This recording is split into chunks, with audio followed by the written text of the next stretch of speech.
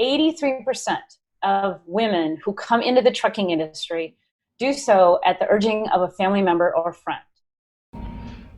This week on the show, we are blessed to have Ellen Voie of Women in Trucking, and we're discussing about safety and women in trucking and the role that Women in Trucking, the organization, plays in getting more women into our organization to make us more diverse and even safer. Listen to Ellen. Here we go. Welcome to the Dawg on It Trucking Podcast. When it comes to trucking safety, the Dawg is on it. What do we do on this show? I get to talk to some of the most influential trucking executives in our industry so that we can pick up new tips and tricks to use in our everyday businesses. So with that, let's get on with the show.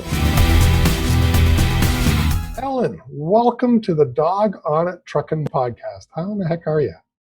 I'm doing great, Chris. Thank you so much for inviting me. Well, you're one of the awesome people, so we have to have you on the show. That works for me. Well, Ellen, I was just before I hit the record button, I was going to say I've known you since you were a recruiter for Schneider National, is when we first met. Actually, I wasn't really a recruiter. I was corporate level initiatives in the recruiting and retention area. But yeah, that was quite a while ago. I think 2006 when I was working for Schneider. We're here to talk about women in trucking. Why did you start such an organization? Well, I have to go back to when I was working at Schneider National. And my job as manager of retention and recruiting programs, again, those were corporate level initiatives, was to figure out, I was tasked with how to attract and retain non-traditional groups. And that included Hispanics, returning military, seniors, and women. And so I started doing my research on what do women look for in a trucking company? What do women look for in the industry? And I realized that the trucking industry wasn't doing a very good job of trying to bring more women in, which women make up half the population. Why not start, recruiting women? And Chris, at the time, I was working on my pilot's license, and I belonged to an organization called Women in Aviation. So I thought, well, if there's a women in aviation, why isn't there a women in trucking? And so I actually did copy a lot of their dues structure, website, a lot of things. And I told them that too. I said, I'm copying you. And they're like, yeah, that's fine.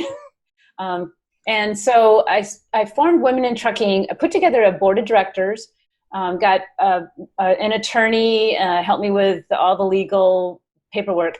And I actually started Women in Trucking while I was still at Schneider.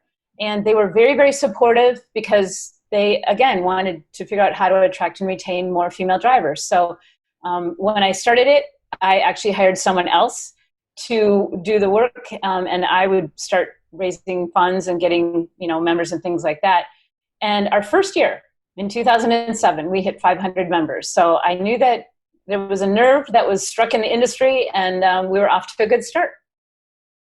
That's awesome. And congrats.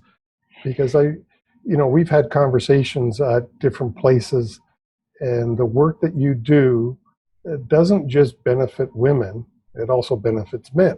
And because I remember glad you said that. Go ahead. Sorry, go ahead. Well, I'm glad you said that because about 13% of our members are men, and they join because they support our mission. So I like to say we're not for women, we're about women. Well, as you explained it many years ago to me, you said something about, well, if women complain about lighting at a truck stop and you manage to get it improved, didn't you fix it for men as well? Right. And there was the example of designing of trucks. If you want to say that, because you're much more eloquent than I am. Well, so we went to the truck manufacturer. Well, first of all, let me back up a little. And we're not just about drivers. I have to make that clear. Women in trucking is for all women in the industry. And so it's women, we have manufacturers, we have truck driving schools, we have truck dealerships, carriers, truck drivers. We have individual and corporate members. So we represent the women who work in the trucking industry. But one of the things that we do is we want to be a resource. We want to take our members' concerns and then take those concerns and try to address the obstacles that they're facing. And so let's say, the truck stops. Women have a higher standard of cleanliness. And I'm not going to say all women have a higher standard of cleanliness, but typically. And so if a truck stop shower isn't clean, they have a higher standard. So if we can get the truck stops to put in one truck stop chain at the request of our members, put in big shower heads and fluffy towels and hair dryers, and they even have flowers in the room. And they came to us and said, what else can we do to make it better? And our drivers said, make sure you clean the ventilation system, and they're doing it. Well, what guy doesn't want big fluffy towels in a cleaner bathroom? I think it sounds awesome myself, Well, and let me address the truck cab design and ergonomics. Yeah. The manufacturers will be straight up front and tell you that a number of years ago, they would design trucks for the 95th percentile male. I still don't really understand what that means. But when they said, well, why should we design trucks that accommodate women when women are such a small percentage of the driver population? Well, now as more and more women are coming into the industry and being vocal about it, the truck cab manufacturers are saying, how can we accommodate typically shorter stature, shorter legs, shorter arms, wider hips, shorter typically females. And so they're looking at making sure they can see over the dash and making sure they can reach the pedals and that the seats fit comfortably, and maybe a security alarm system. And one manufacturer even put in a pass-through seat on the passenger side so you can store a porta potty underneath it. So they're listening, and again, it's not detracting from what's there. We're not designing a truck just for women. We're designing trucks that accommodate men and women. And think about this, Chris. A lot of women work in a team configuration with their husbands or boyfriends. So you might need to have a truck that fits a 5'3" female and a 6'6" male. And so it's really about adaptability. Well, and the other part of that is not all men are 6'6". Some men are 5'3", and exactly. And some of us are a little wider than others. I make that point only because I really believe what you've got the manufacturers to become a little more adapt to all of us. And so congrats. I think that's awesome. Sorry, you were going to say something. We make them think. And here's an example. And I give this in presentations all the time. When trucking companies, 13 years ago, when I started Women in Trucking, from carriers, all I'd hear is, oh, Ellen, we just hire the best driver. We don't care about their age, their ethnicity, their gender. We just want a good driver. And I'd say, really? Okay, well then how come all your uniforms are built for men? How come you don't have restrooms in your facilities for women? How come, and I'd start pointing out things. It really wasn't a level playing field. And so, and I'd say, and how many of you still give out big belt buckles for safe driving awards? And they'd go, oh, okay. It's just, the trucking industry has been so male dominated that the mindset has been, we've always done it that way. So now when we say, hey, have you thought about this?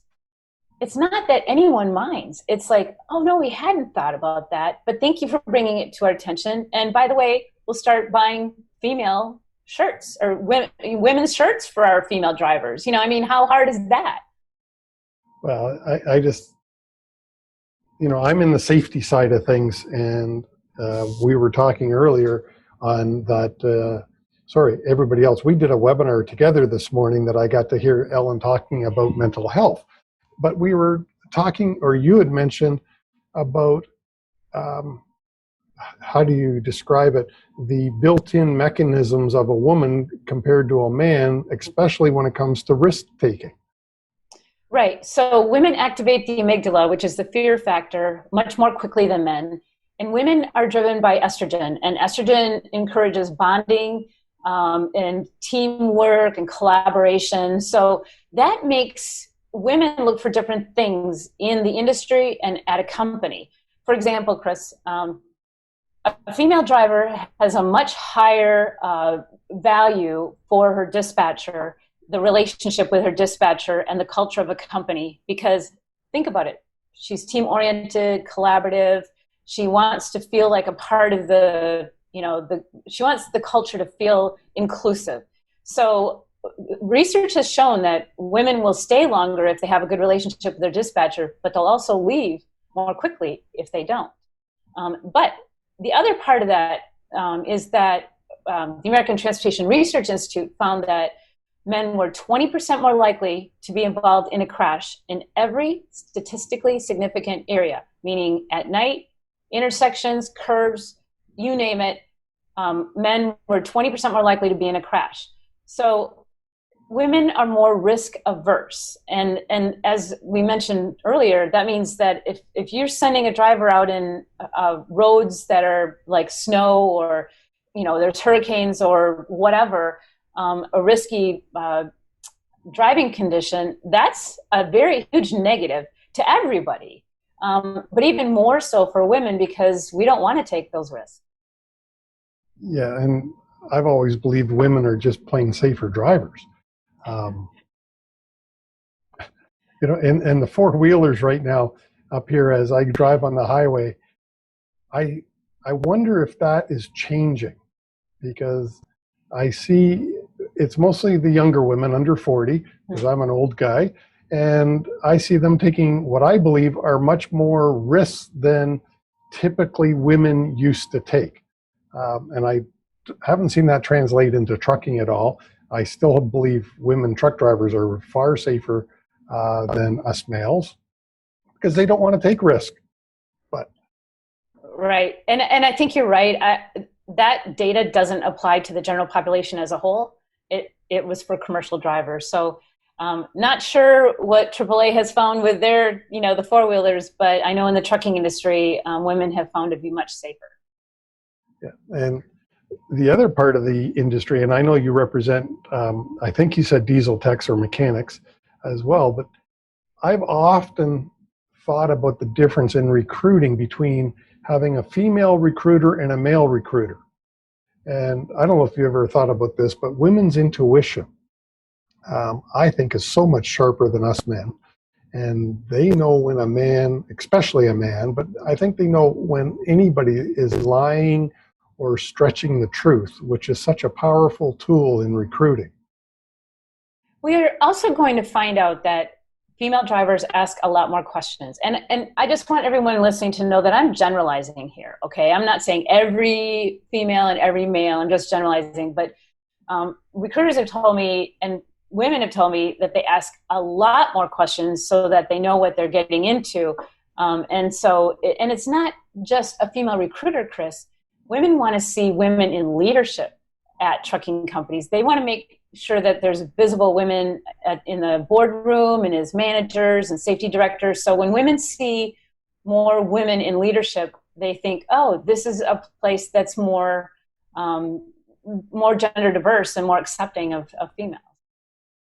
And I'm glad to say that I've got several clients. One client, the trucking company is actually owned by the woman, but the spouse of the owner plays a very significant role in the trucking company.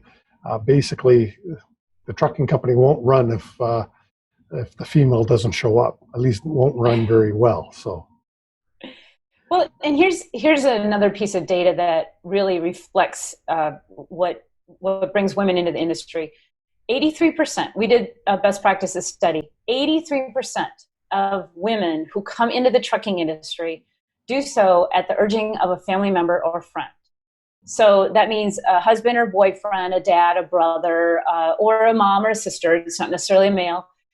So what does that mean to you in safety or to recruiting? It means that these women coming into the industry typically know what is expected of them, and they know what the lifestyle is. They know what's coming.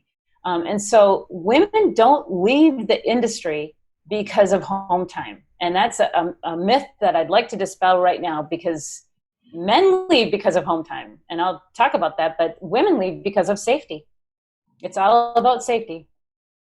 So you just brought up an interesting thing. If you were, if a woman walked up to you on the street and said, Ellen, you've had a great career, not that you're ending it anytime soon, and it just happened to be in transportation, what would you recommend for me? What would you say to a woman to try to convince, or even a man really, to try to say, what's good about trucking? Well, first of all, women make the exact same amount of money as their male counterparts at their carriers. They're paid by the mile, by the load, by the whatever. I don't know any company out there who's got two sets of, rate pay scales for different genders. It just doesn't work that way. In fact, it's been proven that women actually can make more money, and a lot of women will run more miles or be more productive miles. So the pay is equal. The other misconception is that a lot of women think that you have to be big and burly or physically, huge, big and burly. And that's not the case. The trucks these days, with all the technology and automation on them, it's taken away a lot of the physical aspects of the job. So we need to make sure that people understand that.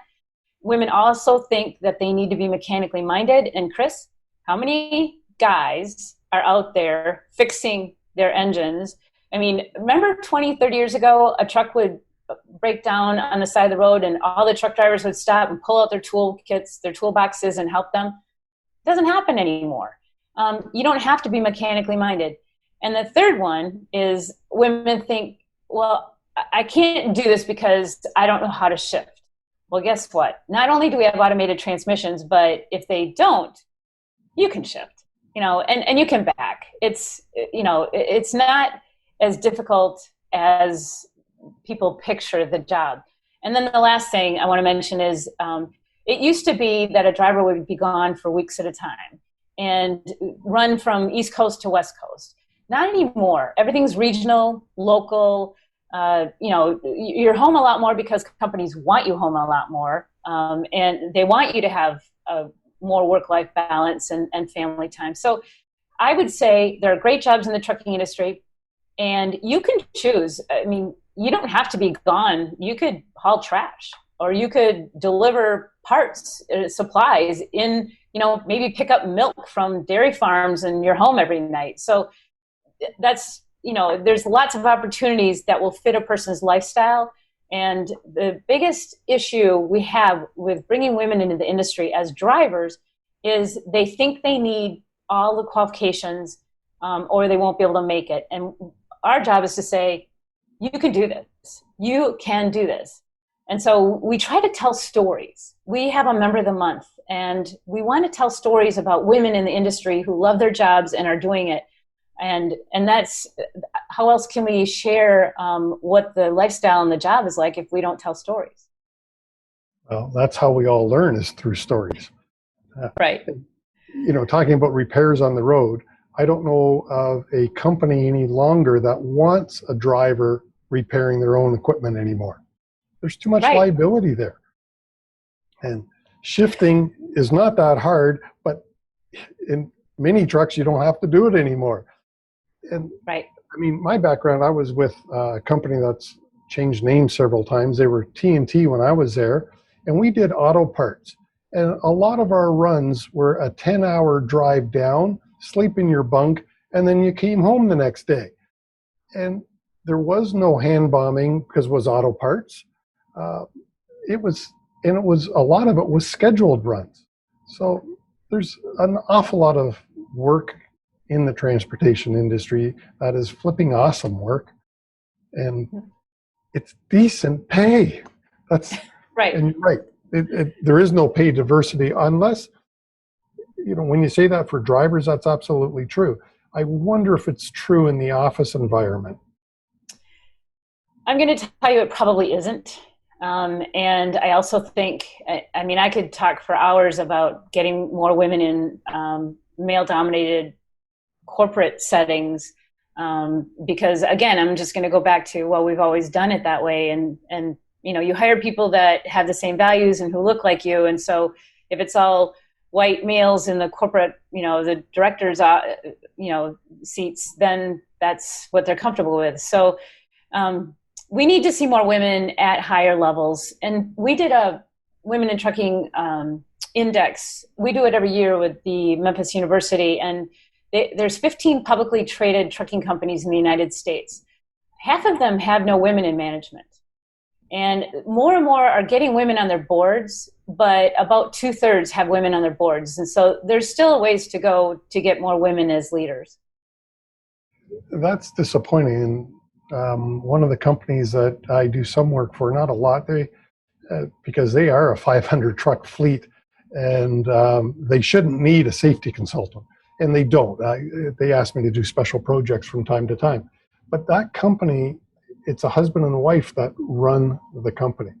And the wife often is the one talking to the drivers, and is largely the face of the management, just because that's how they've chosen to divide their roles, which is really good. So at the driver meetings and everything, she is always there. Sometimes her husband is there, sometimes not, because for him, that's not his role in the company. So a little bit different. Yeah. Next time you're up, if you probably heard the Truck World got canceled this year, unfortunately. Oh, yeah. But the next time you're up, if I can get the two of you together, I think you would enjoy meeting her if you haven't already. But Ellen, I've totally lost track of time. There's timers going, but because I hit record way before we actually started recording, I got no idea. What else would you like to say to the listeners and the viewers about women in trucking? Well, since you're in Canada, a lot of people say, well, you're a US-based organization, and we are. But I will also say that a large percentage of our members are in Canada. We even have a Canadian image team. We have a scholarship foundation. We've given many scholarships to women in Canada, technicians, safety directors. We feel that Canada is our partner. And yes, we're US based, but we have a huge presence in Canada. And our image team, we plan on doing more with them and have more ride-alongs. And then, as you mentioned, Truck World got canceled, but we would have had our Salute to Women Behind the Wheel again in Canada, which we always do at Truck World. So, and our very first female driver of the year, Susie DeRitter, is a Canadian. So we do have, we love Canadians. And so when people say, well, you're US based, I just want them to know that just because we're based in the US doesn't mean we're only US. In fact, we're in 10 countries. Which is awesome. Yeah. But when we talk about being US based, there's some advantages to that for women, such as, where are the trucks manufactured? So when you want to talk to a trucking manufacturer to change a design or make it more inclusive of more people, who do you want going down there? So right. I absolutely believe there's advantages to that. And I have to say, I think I'm sinful at the moment. I don't know that I'm a member of Women in Trucking. I was for years, and I don't remember renewing. So that's why I say I'm sinful at the moment. We can change that, Chris. You can send me an invoice. You got it. Well, I am a member of the Women Trucking Federation up here in Canada, and which is a Canadian organization. I know you know Shelley well. And, I do. Yeah, and I know you collaborate from time to time on different issues, which is awesome. That's correct. Yeah. Yeah. One of the pleasures I get, by the way, Ellen, is I get to go to truck driving schools from time to time. Back before we went virtual, I'm the auditor for PTDI. So I used to go to North American wide to different truck driving schools, and thank God nowadays, almost every class I went into, there were women there. And good. Every time I saw a woman, I would ask, do you know about WIT? If it was in the States. And if they didn't, I would introduce them and make sure they knew about the organization.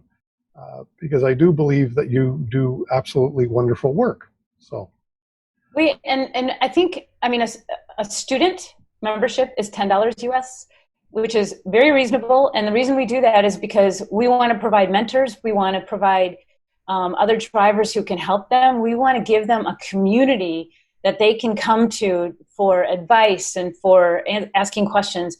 We have a Facebook page with about 11,000, mostly female drivers on it, and that's free. Anyone can go there. So I encourage people to do that as well. But we want to be the resource that people come to and say, we need this kind of information. How can you help us? Like, how can you help us with recruiting ads? What do women look for? I'm going to give you something out of our recruiting guide, Chris, that you might be interested in. On our Facebook page, I asked the question, how many of you have a motorcycle or a motorcycle license? And almost 80% of the female drivers on our Facebook page had a motorcycle or a motorcycle license.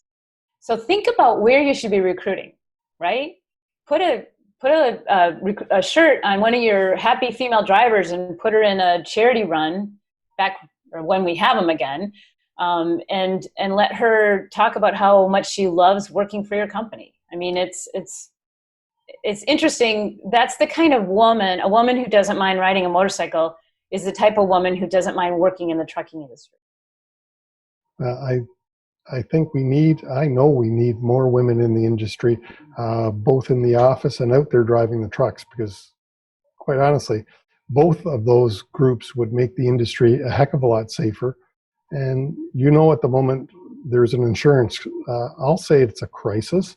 I don't think it's going to change. I think it's a permanent change where all of a sudden insurance has become very important and you can't afford to crash trucks. So one great way to control your insurance would be to crash less. And you could do that by hiring more females, That's true. Very true. All right. One thing, you didn't ask me about our conference yet, Chris. The conference. Perfect. I'm glad. Because it was funny. We were scheduled to do this so that you could promote your conference, and things have changed. Our conference was supposed to be towards the end of September in Dallas, and of course we had to cancel. And so now it will be a virtual conference, and it'll be the end of November. I think it's the 23rd, 24th, something like that. But we're really packing it with great speakers, and we're going to have breakout sessions. We're going to have brown bag lunches, quote unquote.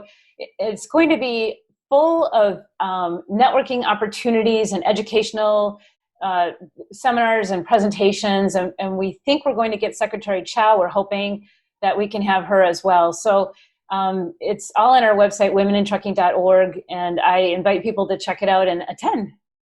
And I will make sure that link is in the show notes below so they can be taken right to the Women in Trucking registration page. Thank you, Chris. All right. Awesome. I'm glad you slapped me up the side of the head for that one. Ellen, last word. What would you like to say? I would like everybody who's listening who believes that we need more women working in transportation supply chain to consider joining Women in Trucking, and it's womenintrucking.org, because we're not just about drivers. We're not just about, it's about bringing more women in and making this industry more inclusive. That's awesome. Thank you so much, Ellen, for being on. I appreciate you and your time for this. Thank you, Chris. I hope you loved the show as much as I did. Please leave us a like, a thumbs up, a review, a comment, a rating if it is in your heart. Thank you so much. And I do really appreciate your time. And join us again next week for another exciting interview.